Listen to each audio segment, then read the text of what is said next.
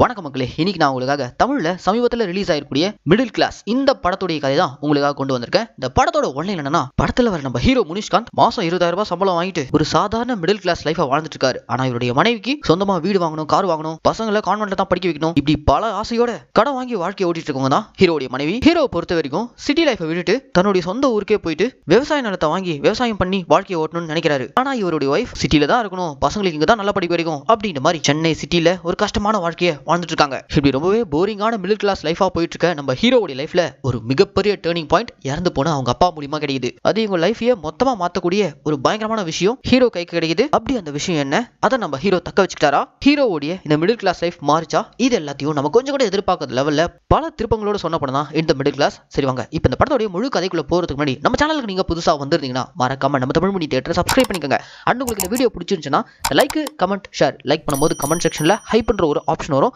அந்த ஹைப்பையும் கிளிக் பண்ணிக்கோங்க.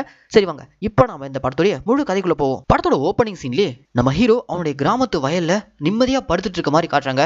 ஆனா அது எல்லாமே கனவு. தூக்கத்துல இருக்கிற நம்ம ஹீரோவை வீட்டுல இருக்க அவங்களுடைய வைஃப் அடிச்சு எழுப்புறாங்க. பகல் கனவு கண்டது போதும், எதிர்த்து வேலைக்கு போங்க, பசங்களுக்கு ஃபீஸ் கட்டணும்ல அப்படின்ற மாதிரி காலையிலே கீச் கீச்சுன்னு கத்திக்கிட்டு இருக்க அவங்க குரலோட நம்ம ஹீரோ எந்திரிக்க இவருடைய அன்றாட ரொட்டீன் லைஃப் தான் காட்டுறாங்க. கோவக்கார மனைவி, ஒரு பொண்ணு, ஒரு பையன், 2 பேரும் ஸ்கூலுக்கு போறாங்க. அவங்களே நம்ம ஹீரோ தான் கூட்டு போய் டிராப் பண்றாரு. வரவுக்கு மீறி ஆடம்பரமா செலவு பண்ணக்கூடியவங்க தான் ஹீரோடைய வைஃப், ஹீரோயின். எதையாவது பண்ணி எப்படியாச்சும் பணக்காராயணும்னு சொல்லிட்டு ஓடிக்கிட்டே இருக்காங்க. ஆனா ஹீரோ இருக்கிறது போதுன்ட்டு நிம்மதியான வாழ்க்கையை வாழணும்னு சொல்லிட்டு ஒரு பிரைவேட் கம்பெனில சேல்ஸ் மேனேஜரா வேலை பார்த்துட்டு இருக்காரு. இவர் வேலை பார்க்குற ஆஃபீஸ்ல ஒரு செக்யூரிட்டி இருக்காரு, அவர் நம்ம ஹீரோடைய க்ளோஸ் ஃப்ரெண்ட். அண்ட் இன்னொரு ஆட்டோக்கார தம்பி இருக்காரு, அவரும் நம்ம ஹீரோடைய ஃப்ரெண்ட். அப்பப்போ நம்ம ஹீரோ இந்த 2 பேர் கூட தான் வந்து பேசி ரிலாக்ஸ் பண்ணுவாரு. இப்படியே போரிங்கா போயிட்டு இருக்க இவருடைய லைஃப்ல வாரத்துக்கு ஒரு முறை பீரை வாங்கி மொட்டை மாடியில் உட்காந்துட்டு ரிலாக்ஸா அந்த பீரை குடிச்சுக்கிட்டே ஊர்ல இருக்க கல்யாணம் ஆகாத தன்னுடைய க்ளோஸ் ஃப்ரெண்டான காளிவங்கிட்ட கால் பண்ணி அவங்க ஊர் நிலவரத்தை பத்தி எல்லாம் பேசிப்பாங்க. அப்படி நம்ம ஹீரோ ஊர்ல இருக்க தன் ஃப்ரெண்டு கூட பேசிட்டு இருக்கும்போது தான் கால்ல இருக்க இவருடைய ஃப்ரெண்ட் என்ன சொல்றாருன்னா, ஊர்ல ஒரு ஸ்கூல் கட்டுறதா பேசிட்டு இருக்காங்க, அதுக்கு உங்க அப்பாவுடைய பேர் வைக்கலாம்னு இருக்காங்க, கண்டிப்பா நீ ஊருக்கு வரணும் அப்படின்ற மாதிரிலாம் கூப்பிட்டு இருக்க. எங்களுக்கு எங்க அப்பா எதுவுமே வைக்காம போயிட்டான், எங்க அப்பாவுடைய பேர் ஸ்கூலுக்கு வைக்கிறீங்களா, இங்க என் பசங்க படிக்கிற ஸ்கூல்ல ஃபீஸ் கூட கட்ட முடியாத நிலைமையில தான் நான் இருக்கேன். இப்படி ஒரு சுச்சுவேஷன்ல அந்த ஊருக்கு வரணுமா, அந்த ஊருக்கு வந்தா எனக்கு சொந்தமா ஒரு நிலத்தை வாங்கிட்டு தான் அங்க வருவேன், இப்ப அங்க ஏக்கர் ரேட் எல்லாம் எவ்வளவு போகுது அப்படின்ற மாதிரி கால்ல நம்ம ஹீரோ தான் ஃப்ரெண்டு கிட்ட போதில அப்படியே பேசிட்டு இருக்காரு. எஸ், ஹீரோடைய அப்பா ஒரு பெரிய கம்யூனிஸ்ட் போராளி. அவர்கிட்ட இருந்த சொத்துக்கள் எல்லாத்தையுமே ஏழைகளுக்கு தானம் பண்ணிட்டாரு. அதனால தான் நம்ம ஹீரோக்கு எதுவுமே இல்லாம சிட்டில ஒரு சாதாரண மிடில் கிளாஸா வாழ்ந்துட்டு இருக்காரு. இப்படியே போயிட்டு இருக்கும்போது தான் ஹீரோ வீட்டுக்கு ஹீரோயின் தம்பி பத்திரிக்கை வைக்கிறதுக்காக வந்திருக்காங்க. அடுத்த மாசம் கல்யாணம் வச்சிருக்காராம், சோ கண்டிப்பா குடும்பத்தோட வாங்க அப்படின்ற மாதிரி ஹீரோடைய மச்சான் வந்து கூப்பிட்டு போக, அடுத்த சீன்ல ஹீரோயின் ஹீரோவை பார்த்து தம்பிக்கு நம்ம ஏதாவது சிறப்பா பண்ணியே ஆகணுங்க அப்படின்ற மாதிரிலாம் ஹீரோயின் சொல்ல, கவலைப்படாத, கடன் உடனே வாங்கியாச்சு, 10,000 ரூபாய் மொய் வச்சிடலாம் அப்படின்ற மாதிரி ஹீரோ சொல்ல, இது வெறும் 10,000? அதெல்லாம் பத்தாது, என் அக்கா 5 பவுன் நகை அவனுக்கு போறதா சொல்றாங்க, நம்ம அட்லீஸ்ட் ஒரு 3 பவுனாச்சும் போட்டாகணும், அப்பதான் எனக்கு கௌரவமா இருக்கும். அது போக நம்ம கல்யாணத்துக்கு கார்ல தான் போகணும், ஆல்ரெடி நீங்க அடகு வச்சிருக்க என்னுடைய நகைலாம் நீங்க முக்கணும், எல்லாம் மொத்தமா பார்த்தா ஒரு 3-3.5 லட்சம் தேவைப்படும், சீக்கிரம் ஏற்பாடு பண்ணுங்க அப்படின்ற மாதிரி ஹீரோ சொல்ல, இது 3 லட்சமா, ஒரு 30,000 வேணா போட்டலாம் அப்படின்ற மாதிரி ஹீரோ சொல்லி சமாளிக்க. ஆனா அவங்க வைஃப் கேட்கற மாதிரி இல்ல, நீங்க என்ன பண்ணீங்களோ எனக்கு தெரியாது, 3 லட்சம் ரூபாய் ஏற்பாடு பண்ணுங்க, அப்பதான் என்னால என் ஊருக்காரங்க சொந்தக்காரங்களுக்கு மத்தியில மரியாதையா அந்த கல்யாணத்துக்கு போயிட்டு வர முடியும் அப்படின்ற மாதிரிலாம் பிடிவாதமா இருக்காங்க. சரி ஓகேமா, ஏற்பாடு பண்ணலாம் அப்படின்ற மாதிரி ஹீரோ அப்போதைக்கு சமாளிக்கிறாரு. கற்பனா அடுத்த சீன்லயே நம்ம ஹீரோவுடைய பொண்ணு அவளுடைய ஃப்ரெண்டு யூடியூப் சேனல் ஓபன் பண்ணிருக்கா, அதுல மாசம் 50,000 மேல சம்பாதிக்கிறா அப்படின்ற விஷயத்த சொன்னதும், நாம ஏன் ஒரு யூடியூப் சேனல் ஓபன் பண்ண கூடாது, சேனல் பேரே மிடில் கிளாஸ்னு வச்சிடலாம், நம்ம வீட்டுல நம்ம டெய்லி என்னென்ன பண்றோமோ அதே வீடியோ எடுத்து போடுவோம் அப்படின்ற மாதிரி ஹீரோவுடைய பொண்ணு ஐடியா கொடுக்க, சரி ஓகே யூடியூப் சேனலையும் ஒரு கை பாத்துருவோன்ற மாதிரி ஹீரோவுடைய ஃபேமிலி சேனல் ஓபன் பண்றாங்க. இவங்களுடைய daily routine, cooking video log இப்படி எல்லாத்தையும் போட்டு பாக்குறாங்க. ஆனா பெருசா வியூஸ் போவே இல்ல. என்ன வெறும் 400 சப்ஸ்கிரைபர்ஸ் 40 வியூஸ் தான் போயிருக்கு, இப்படியே போச்சுன்னா எப்படி நம்ம லட்சக்கணக்கில் சம்பாதிக்கிறது, என்ன பண்றது அப்படின்ற மாதிரி ஹீரோன் ஒரு பக்கம் புலம்ப, கொஞ்சம் பொறுமையா இருப்போம் அப்புறமா ரீச் ஆகும் அப்படின்ற மாதிரி அவங்க பொண்ணுக்கு இருக்கக்கூடிய பக்குவம் கூட ஹீரோனுக்கு இல்ல, எதையாவது பண்ணி சீக்கிரமா சம்பாதிக்கணும் அந்த மோட்லயே இருக்காங்க. இப்படி போயிட்டு இருக்கும்போது தான் ஆயுத பூஜை வருதுன்னு சொல்லிட்டு வீட்டை கிளீன் பண்ற ப்ராசஸ்ல இறங்குறாங்க. ஹீரோவும் ரூமை கிளீன் பண்ணிட்டு இருக்கும்போது பரண மேல இறந்து போன இவங்க அப்பாவுடைய பழைய பொருட்கள், சூட்கேஸ் எல்லாம் இருக்கு, அதெல்லாம் அப்படியே எடுத்து பார்த்துட்டு இருக்க. உடனே ஹீரோயின் வந்து, எனக்கு 10 பைசாக்கு பிரயோஜனமே இல்லாத உங்க அப்பாவுடைய போட்டோ எல்லாம் எதுக்கு எடுத்து பார்த்துட்டு இருக்கீங்க, அதை எடுத்து ஓரமா போட்டு பெட்டி கிளீன் பண்ணுங்க அப்படின்ற மாதிரி சொல்லிட்டு போக, ஹீரோவும் அவங்க அப்பாவுடைய போட்டோ ஓரமா வச்சுட்டு அவங்க அப்பாவுடைய பழைய ட்ரங்க் பெட்டியை ஓபன் பண்றாரு. அப்படி ஓபன் பண்ணா உள்ளுக்குள்ள செல்லாத சில்லற காசெல்லாம் இருக்கு, கூடவே இவங்க அப்பாவுடைய பழைய லெட்டர்ஸ் அதெல்லாம் ஏகப்பட்டது இருக்கு. அதெல்லாம் எடுத்து பார்த்துட்டு இருக்கும்போது தான் அந்த ட்ரங்க் பெட்டிக்குள்ள அடியில ஒரு பழைய பத்திரம் இருக்கிறத பாக்குறாரு. அந்த பத்திரத்தை எடுத்து பிரிச்சு படிச்சு பார்த்தா அதுல என்ன எழுதி இருக்குன்னா, அப்படியே ஒரு பிளாஷ்பேக்ல கிராமத்துல இருந்த இவருடைய அப்பா சிட்டிக்கு வந்து 1970ஸ்ல ஒரு எலக்ட்ரிக்கல் ஷாப் ஓபன் பண்ணியிருந்திருக்காரு. கடை நல்லபடியா போயிட்டு இருந்திருக்கு. அப்ப அந்த வழியா ராம்லால்ன்ற ஒரு சேட்டு பையன், எனக்கு ஏதாவது வேலை போட்டு கொடுங்க, நான் உங்களுக்கு ஒரு நல்ல விசுவாசியா இருப்பேன் அப்படின்ற மாதிரி ராம்லால்ன்ற அந்த சேட்டு நம்ம ஹீரோவுடைய அப்பா கிட்ட வேலை கேட்க, சரி ஓகேப்பா நாளையில இருந்து கடைக்கு வேலைக்கு வந்துரு அப்படின்ற மாதிரி வேலைக்கும் சேர்த்திருக்காரு. ஒரு கட்டத்துக்கு மேல ஹீரோவுடைய அப்பா ஒரு பயங்கரமான தீவிர கம்யூனிஸ்ட், கொள்கையவே தன்னுடைய வாழ்க்கையா மாத்தி வாழ்ந்துட்டு இருக்க அந்த மனுஷன், நான் ஒரு முதலாளியா இருக்க தகுதி இல்ல, நான் படிச்ச படிப்பு, என்னுடைய கொள்கை, சித்தாந்தம் இது எல்லாமே என்னுடைய ஏழை மக்களுக்கு தான் உதவணும், ஊர்ல என் மக்கள் படுற கஷ்டத்தை பார்த்துட்டு என்னால இங்க இங்க சொகுசு வாழ்க்கை வாழ்ந்துட்டு இருக்க முடியாது. அதனால திரும்ப நான் என் ஊருக்கே போயிட்டு அங்க இருக்க ஏழை மக்களுக்காக போராட போறேன். இந்த எலக்ட்ரிக்கல் கடையை நீயே பாத்துக்கோப்பா அப்படின்ற மாதிரி ராம்லால் கையில ஒப்படைக்க, முதலாளி உங்க கடையை வாங்குற அளவுக்கெல்லாம் என்கிட்ட காசு இல்ல அப்படின்ற மாதிரி ராம்லால் சேட் சொல்ல, தம்பி உங்ககிட்ட நான் காசு கேட்டேனா இந்த கடையை நீ ஃப்ரீயாவே வச்சுக்கோப்பா. உன்ன மாதிரி ஒரு விசுவாசி கையில இந்த கடையை ஒப்படைச்சிட்டு போறதுல எனக்கு ரொம்ப சந்தோஷம் அப்படின்ற மாதிரி ஃப்ரீயா கொடுக்க, ஃப்ரீயாலாம் வேணாம் முதலாளி, வேணும்னா பத்திரத்துல எழுதி கொடுத்துருங்க அப்படின்ற மாதிரி பத்திரத்துல எழுதி ஹீரோடைய அப்பா ராம்லால் சேட்டுக்கு இந்த கடையை ஒப்படைச்சிருக்காரு. அந்த பத்திரம் தான் இப்ப ஹீரோ கை கிடைச்சிருக்கு. இந்த பத்திரம் கிடைச்ச விஷயத்தை பத்தி ஒய்ஃப் கிட்ட போய் சொல்ல, அவங்க அதை பெருசாவே கண்டுக்கல. இப்படி போயிட்டு இருக்கும்போது ஒரு நாள் நம்ம ஹீரோ கேலண்டர்ல தன்னுடைய ராசிக்கு என்ன போட்டுருக்குன்னு பார்த்தா, இன்னைக்கு உங்களுக்கு அதிர்ஷ்டம் அடிக்க போகுது அப்படின்ற மாதிரி போட்டிருக்கு. உடனே நம்ம ஹீரோ அப்பாவுடைய ட்ரங்க் பெட்டில இருந்து எடுத்த அந்த பழைய பத்திரம் இருக்குல்ல, அந்த பத்திரத்தை எடுத்துட்டு இப்ப அந்த கடை இருக்கக்கூடிய அட்ரஸ்க்கு போனா அந்த கடை சும்மா வேற லெவல்ல மாறி இருக்கு. நேரா ராம்லால் சேட்டை போய் பார்க்கலான்னு பார்த்தா அந்த கடைக்கு வெளியில இருக்கக்கூடிய செக்யூரிட்டி ஹீரோ உள்ளவே விடல. நான் ஓனர் ராம்லால் சேட்டை பார்க்கணும் அப்படின்ற மாதிரி ஹீரோ போய் கேட்க, இன்னும் கொஞ்ச நேரத்துல அவர் வருவாரு, அவருக்கு இதே மாதிரி 10 பிரான்ச் இருக்கு, இவ்வளவு ஈஸியெல்லாம் அவரை பாத்திர முடியாது, ஏதோ உன்னை பார்த்தா பாவமா இருக்குது, இன்னும் கொஞ்ச நேரத்துல அவர் வருவாரு, வந்ததும் பார்த்துட்டு போ அப்படின்ற மாதிரி வாசல்ல இருக்க செக்யூரிட்டி சொல்ல, ஹீரோவும் ராம்லால் சேட்டுக்காக வெயிட் பண்ணிட்டு இருக்காங்க. அப்ப அந்த இடத்துல ஒரு பென்ஸ் கார்ல ராம்லால் சேட் வந்து இறங்குறாப்ல. வயசாகி போயிருக்கு. நேரா அவர் கடைக்குள்ள வந்து ஸ்டாஃப்ங்க எல்லாம் நல்லபடியா வேலை செய்யறாங்களா எல்லாத்தையும் பார்த்துட்டு அப்படியே இப்போ இவருடைய கடையை ஒட்டி இருக்க ஒரு மூத்த சந்துல நடந்து போயிட்டே இருக்காரு. இவர் பின்னாடியே நம்ம ஹீரோ ஃபாலோ பண்ணிக்கிட்டே போக, அந்த சந்துல ஒருத்தன் பீடா கடை போட்டுருக்கான். இந்த ராம்லால் சேட் ரெகுலரா அங்க வந்தா பீடா வாங்கி சாப்பிட வரான். அவர் அங்க பீடா வாங்கி சாப்பிட்டு இருக்கும்போது பின்னாடியே ஃபாலோ பண்ணிட்டு இருக்க நம்ம ஹீரோ பார்த்து, ஆமா யார் நீ, காலையில இருந்து நானும் வாட்ச் பண்ணிட்டு இருக்கேன், என்ன ஃபாலோ பண்ணிட்டே வர, என்னடா திருட்டு பையனா அப்படின்ற மாதிரி அந்த சேட் கேட்க, ஐயோ ராம்லால் சேட் நான் திருட்டு பையன்லாம் இல்ல, 1970s உங்களுக்கு அந்த எலக்ட்ரிக்கல் கடை ஒருத்தர் கொடுத்தார்ல அவருடைய பையன் தான் நானு அப்படின்ற மாதிரி ஹீரோ அவர் கையில இருக்க அந்த பத்திரத்தை காட்ட, அந்த பத்திரத்தை ராம்லால் சேட் பிரிச்சு பாக்குறாரு. பழைய விஷயம் எல்லாமே இவருக்கு ஞாபகம் வருது. இன்னைக்கு நான் இதே சிட்டில 10 கடைக்கு ஓனரா இருக்கேன், கோடி கணக்குல பணம் புரண்டுட்டு இருக்குன்னா அதுக்கு உங்க அப்பா தான்ப்பா காரணம். என் வாழ்க்கையிலே பார்த்த ரொம்பவே நேர்மையான மனுஷனா அது உங்க அப்பா தான். சரி நீ எப்படி இருக்க, உனக்கு என்ன வேணும் அப்படின்ற பலம் கேட்க, ஹீரோக்கு இருக்கக்கூடிய அந்த கஷ்டம், அந்த மிடில் கிளாஸ் லைஃப் இதெல்லாம் சொல்ல, கவலையே படாத, நாளைக்கு நான் பாம்பே போறேன், 10 நாள்ல திரும்ப வந்துருவேன், அப்படி நான் திரும்ப வந்ததும் இதே ஸ்பாட்டுக்கு வா, நான் உனக்கு 1 கோடி ரூபா செக் போட்டு தரேன் அப்படின்ற மாதிரி சொல்லிட்டு போறாரு.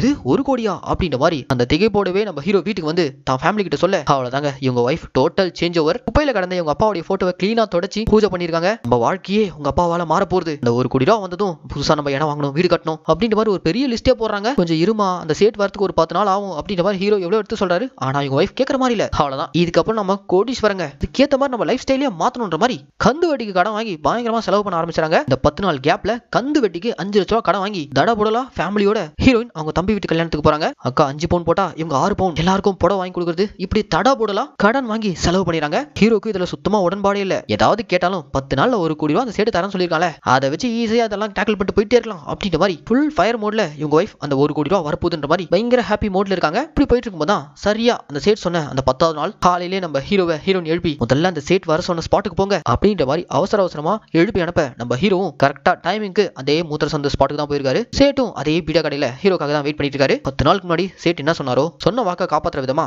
1 கோடி ரூபாய் செக் எழுதி கொடுக்குறாரு. இதுல உன்னுடைய பேரை நீயே எழுதிக்கோ அப்படின்ற மாதிரி ஹீரோ கையில பேனா கொடுக்க, நல்ல நேரம் பார்த்து எழுதிக்கிறேன் சார் அப்படின்ற மாதிரி செக்க வாங்கிக்கிறாரு. உங்க அப்பா எனக்கு பண்ணதுக்கெல்லாம் இதெல்லாம் ரொம்பவே சின்ன விஷயம்பா, உனக்கு நான் இன்னும் நிறைய பண்ணணும்னு ஆசைப்படுறேன், ஆனா என் பையன் ஒருத்தருக்கான், அவன் தான் இப்ப எல்லாத்தையும் டேக் ஓவர் பண்ணிட்டான், இந்த பணமே கூட என் பையனுக்கு தெரியாம கொடுக்குறேன், இதை வச்சு நீ வாழ்க்கையை மாத்திக்கோ அப்படின்ற மாதிரி சொல்லி அனுப்புறாரு. ஹீரோவும் அந்த செக்கை வாங்கிட்டு பயங்கர ஹாப்பி மோட்ல ஊர்ல இருக்க தான் ஃப்ரெண்டுக்கு கால் பண்ணி இன்ஃபார்ம் பண்றாரு. அதே ஹாப்பி மோட்ல ஃபேமிலிக்கும் ஃபோன் பண்ணி சொல்லிட்டு பேங்கை நோக்கி ஹாப்பி மோட்ல பைக்ல போயிட்டு இருக்கும்போது திடீர்னு குறுக்க ஒருத்தருக்கு பைக் ஆக்சிடென்ட் ஆக, உடனே நம்ம ஹீரோ வண்டி நிறுத்திட்டு ஆக்சிடென்ட் ஆன அந்த நபரை அவசரமா தூக்கிட்டு ஹாஸ்பிட்டல் கொண்டு போய் சேர்க்கறாங்க. இதுக்கிடையில ஹீரோட ஆஃபீஸ்ல இருந்து ஒரு கால், நீங்க உடனே போயிட்டு ஜெராக்ஸ் கடையில இந்த டாக்குமெண்ட் எடுத்துட்டு நாங்க சொல்ற கிளையண்ட்ட போய் பாரு அப்படின்ற மாதிரி ஆஃபீஸ்ல இருந்து ஃபோன் கால். ஹீரோவும் ஹாஸ்பிட்டல்ல இருந்து ஜெராக்ஸ் ஷாப், அந்த ஜெராக்ஸ் ஷாப்ல டாக்குமெண்ட்ஸ் எல்லாம் எடுத்துட்டு கிளையண்ட் கிட்ட கொடுக்கவே 5 மணி ஆயிடுது. இதுக்கு மேல பேங்க்ல போய் செக்கும் போட முடியாது, டைம் கிராஸ் ஆயிடுச்சு. சரி ஓகே, நாளைக்கு முதல் வேலையா பேங்க்ல செக் போட்டு பணத்தை எடுத்துலாம் அப்படின்ற மாதிரி ஹாப்பியா அன்னைக்கு ஈவினிங் ரிட்டர்ன் வீட்டுக்கு வராரு. அப்படி வீட்டுக்கு வரும்போது கீழ் வீட்டுல ஒரு வயசான பெரியவர் டிவி சரியா தெரியல வந்து பார்ப்பா அப்படின்ற மாதிரி கூப்பிட, ஹீரோவும் போயிட்டு அந்த டிவியை சரி பண்ணி கொடுத்துட்டு நேரா தான் வீட்டுக்கு போயிடாரு. கற்பனா அடுத்த நாள் காலையிலே பேங்க்ல போய் செக் போடலாம் சொல்லிட்டு பேங்க்குக்கு போய் ஓபன் பண்றாரு. பேக்ல செக்க காணோம், எங்க மிஸ் பண்ணாருன்னே தெரியலங்க. நேத்து முழுக்க இவர் எங்கெங்கெல்லாம் போனாரோ அங்கெல்லாம் போய் தேடி பாக்குறாரு, எங்க தேடியும் செக் கிடைக்கவே இல்ல. செக் காணாம போன விஷயம் மட்டும் ஒய்ஃபுக்கு தெரிஞ்சா அவ்வளவுதான் பத்திரக்காளியா மாறிடுவா. சோ அதனால தான் ஒய்ஃப் கிட்ட மறைச்சிட்டு திரும்ப அந்த சேட் கிட்டே போயிட்டு செக் தொலைஞ்சு போச்சு, எனக்கு இன்னொரு எழுதி கொடுங்கன்னு சொல்லிட்டு கேட்கலான்னு போனா கடை மூடி இருக்கு. செக்யூரிட்டி கிட்ட கேட்டா காலையில தான் சேட்டுக்கு ஹார்ட் அட்டாக் வந்துருச்சு, ஹாஸ்பிட்டல் தூக்கிட்டு போயிருக்காங்கன்னு சொல்றாங்க. உடனே நம்ம ஹீரோ அடிச்சு பிடிச்சி ஹாஸ்பிட்டல் போய் பார்த்தா ஹாஸ்பிட்டல்ல சேட்டுடைய குடும்பமே ஒப்பாரி வச்சிட்டு இருக்கு. என்னடான்னு பார்த்தா ஹார்ட் அட்டாக்ல சேட்டு போய் சேர்ந்துட்டாரு. போச்சு, அவர் எழுதி கொடுத்த அந்த 1 கோடி ரூபாய் செக்ல தான் பேரை கூட எழுதாம ஹீரோ தொலைச்சிட்டாரு. என்ன பண்றதே தெரியாம திரு நம்ம ஹீரோ ஹாஸ்பிட்டல்ல முழிச்சிட்டு இருக்கும்போது ஹீரோடைய போனுக்கு அவர் வைஃப் கிட்ட இருந்து ஒரு போன் கால். இவ கிட்ட என்ன சொல்றதுனே தெரியாம நம்ம ஹீரோ முழிச்சிட்டே இருக்க, இங்க போறாங்க இன்டர்வல். இதுக்கப்புறம் அவ்வளவுதாங்க இந்த படத்துல நீங்க கொஞ்சம் கூட எதிர்பார்க்காத லெவல்ல பல சுவாரஸ்யங்கள் கொட்டி கிடக்கு. காணாம போன செக் நம்ம ஹீரோ கைக்கு திரும்ப கிடைச்சிச்சா, ஹீரோவுடைய மிடில் கிளாஸ் லைஃப் மாறிச்சா, செக் மிஸ் ஆயிடுச்சுன்ற விஷயம் வைஃபுக்கு தெரிய வந்து அவங்க என்ன பண்ணாங்க, இது எல்லாமே செகண்ட் ஹாஃப்ல பயங்கர எமோஷனோட ட்விஸ்ட் அண்ட் டர்ன்ஸோட சொல்லியிருக்காங்க. ஸோ இந்த வீடியோவை ஸ்கிப் பண்ணாம முழுசா பாருங்க. இப்போ இன்டர்வலுக்கு அப்புறம் என்ன நடக்குதுன்னா, நம்ம ஹீரோ 1 கோடி ரூபாய் செக் போட்டு கொடுத்த சேட் இறந்து போயிட்டார்ல, அவருடைய ஃபினரலுக்கு தான் போயிருக்காரு. அங்க போன இடத்துல சேட்டுடைய பையன் இருக்கான். அவர்கிட்ட போயிட்டு உங்க அப்பா எனக்கு 1 கோடி ரூபாய் செக் போட்டு கொடுத்தாரு, அதை நான் தொலைச்சிட்டேன்பா, அதை வச்சு நான் நிறைய பிளான் பண்ணிட்டேன், ஆனா இப்போ அது தொலைஞ்சு போச்சு, தயவு செஞ்சு எனக்கு இன்னொரு செக் போட்டு கொடுங்க அப்படின்னு நம்ம ஹீரோ போய் கேட்க, சேட்டுடைய பையனா பயங்கர டென்ஷன் ஆயிராரு. யோ என்ன பார்த்தா நான் இழிச்சவன் மாதிரி தெரியுதா, எங்க அப்பா செத்து ஒரு நாள் கூட ஆகல, அதுக்குள்ள அவர் பேர்ல ஃப்ராட் பண்ணி பணம் வாங்கிட்டு போலான்னு பாக்குறியா அப்படின்னு மாதிரி கோமா திட்டி ஒரு நபரை கூப்பிட்டு, இவர் தான் என் அப்பாவுடைய பிஏ, இவருக்கு தெரியாம என் அப்பா எதுவும் பண்ண மாட்டாரு, உன்னை நான் இதுக்கு முன்னாடி பார்த்ததே கிடையாது, திரும்ப என் அப்பா பேர் சொல்லி காசு கீஸ் கேட்டு வந்த போலீஸ்ல புடிச்சு கொடுத்துருவேன், கிளம்புடா அப்படின்னு மாதிரி ஹீரோவை விரட்டி அடிக்க என்ன பண்றதே தெரியாம ஹீரோ வீட்டுக்கு வராரு. அப்படி வீட்டுக்கு வந்ததும் முதல்ல செக் தொலைஞ்ச விஷயம் தான் ஒய்ஃபுக்கும் குழந்தைகளுக்கும் தெரியக்கூடாது, அதனால ஒரு 2 நாளைக்கு ஊருக்கு அனுப்பிடுறாரு. அப்படி ஊருக்கு அனுப்பிட்டு நம்ம ஹீரோ தன்னுடைய க்ளோஸ் ஃப்ரெண்டான அந்த செக்யூரிட்டி அண்ட் ஆட்டோக்கார தம்பி இவங்க 2 பேரையும் கூட்டிட்டு இவர் லாஸ்டா எங்கெங்கெல்லாம் போனாரோ அங்கெல்லாம் போய் தேடி பாக்குறாரு.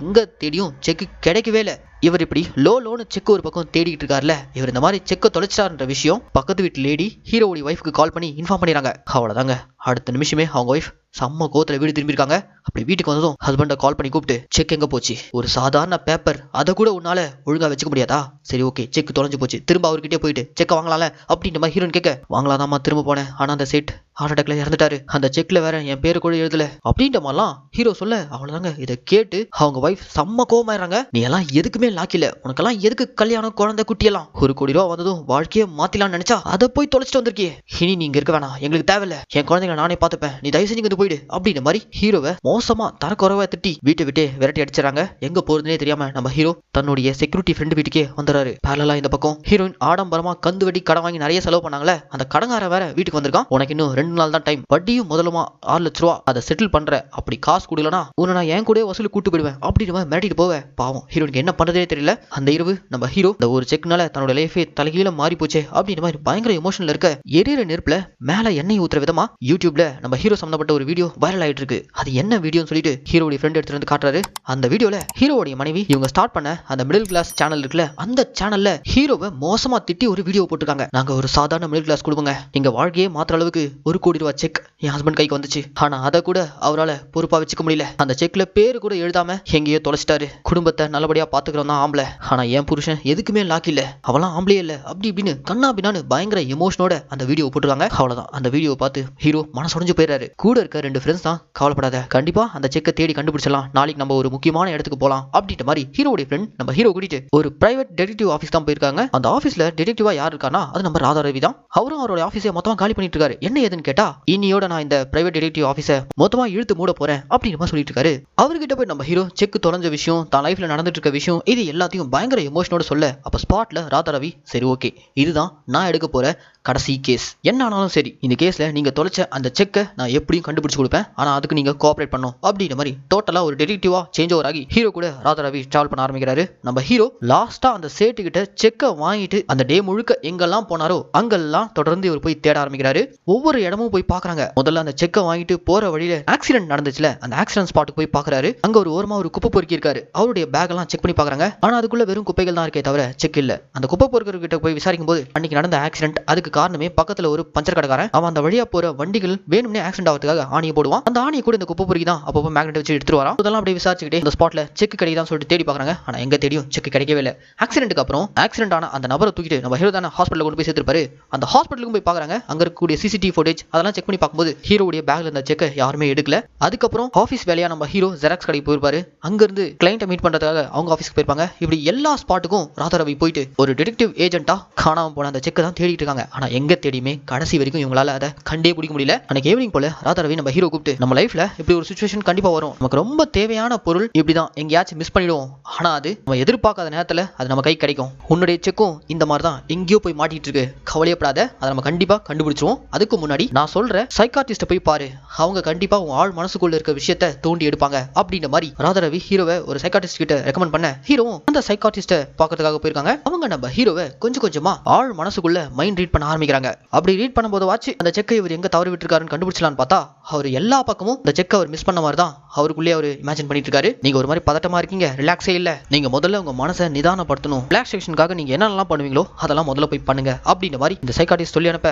நம்ம ஹீரோ ரிலாக்ஸ்னாலே வாரத்துக்கு ஒரு முறை பீர் வாங்கி குடிப்பாரு. அந்த மாதிரி தான் பீர் வாங்கி குடிக்கிறாரு. அவருக்கு பிடிச்ச படத்தை போட்டு பாக்குறாரு. ஆனா அப்பவும் எதுவுமே ஒர்க் அவுட் ஆகல. அந்த செக்கை எங்க மிஸ் பண்ணாருன்னே இவரால் கண்டுபிடிக்கவே முடியல.